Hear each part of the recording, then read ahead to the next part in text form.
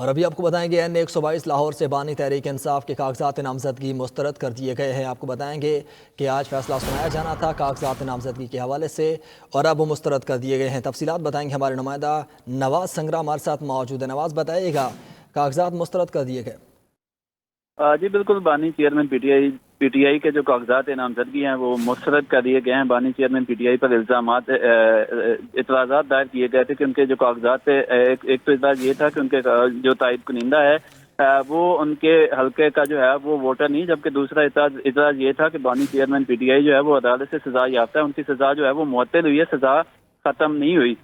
جس کے بعد جو ہے وہ ریٹرننگ افسر کی جانب سے اعتراضات جو ہے وہ ان پر دلائل سنے گئے۔ پی ٹی آئی کی جانب سے ان کے جو وکیل ہیں وہ پیش ہوئے، جبکہ جو اعتراض کنندہ ہے انہوں نے اپنا وکیل پیش کی، جس میں جو اعتراض کنندہ ہے ان کی جانب سے بار بار یہ کہا گیا، جبکہ اس حوالے سے ہائی کورٹ اور سپریم کورٹ کی کچھ ججمنٹس بھی جو ہے وہ ریٹرننگ افسر کے سامنے پیش کی، جس کے بعد ریٹرننگ افسر نے جو ہے وہ 2 روز قبل جو ہے وہ تمام ہیئرنگ مکمل کرنے کے بعد فیصلہ محفوظ کیا تھا۔ اب جو ہے وہ فیصلہ سنا دیا گیا، جس میں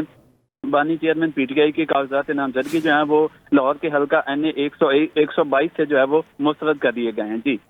اچھا نواز، یہ بتائیے گا، اب اس جو فیصلہ آ جائے اسے 3 جنوری تک ان اعتراضات کو چیلنج کیا جا سکتا ہے؟ جی بالکل، ان اعتراضات کو جو ہے وہ الیکشن ٹریبونل میں 3 جنوری تک چیلنج کیا جا سکتا ہے، جس کے بعد الیکشن ٹریبونل کے جو جج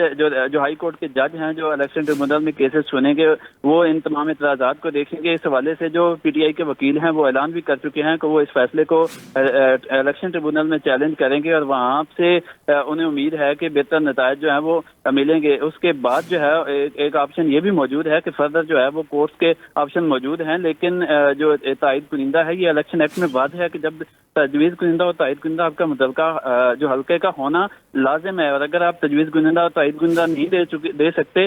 جو کہ پہلے بھی ایک متبادل کے طور پر تجویز کنندہ اور تائید کنندہ پیش کیا گیا ریٹرننگ افسر کے سامنے، لیکن جب کاغذات جمع ہو جاتے ہیں تو اس کے بعد تجویز کنندہ اور تائید کنندہ جو ہے اس کو تبدیل نہیں کیا جا سکتا، اور اس بیس پہ آج جو ہے وہ بانی چیئرمین پی ٹی آئی کے کاغذات یہاں سے مسترد کر دیے گئے ہیں۔ جی ٹھیک ہے نواز سنگرا، بہت شکریہ، تفصیلات سے آگاہ کر رہے تھے۔ ناظرین آپ کو بتائیں کہ N122 لاہور سے بانی تحریک انصاف کے کاغذات نامزدگی